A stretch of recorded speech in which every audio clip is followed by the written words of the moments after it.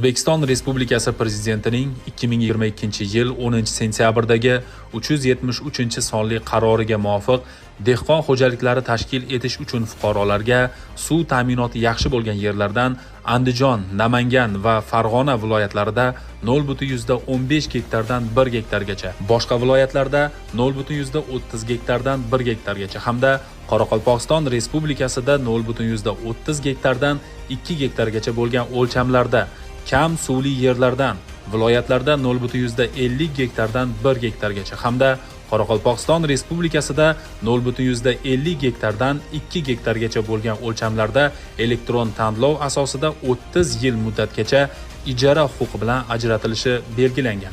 Yuqorida aytilgan ma'lumotlar Prezidentimizning qaroriga muvofiq 30 yilga dehqonlarga yer ajratilgan.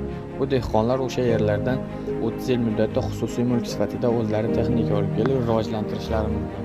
Dehqonlar bu ajratilgan mulkdan juda unumli foydalanib yerlarga makka, bug'doy va turli xil don mahsulotlari ekishda foydalanishadi.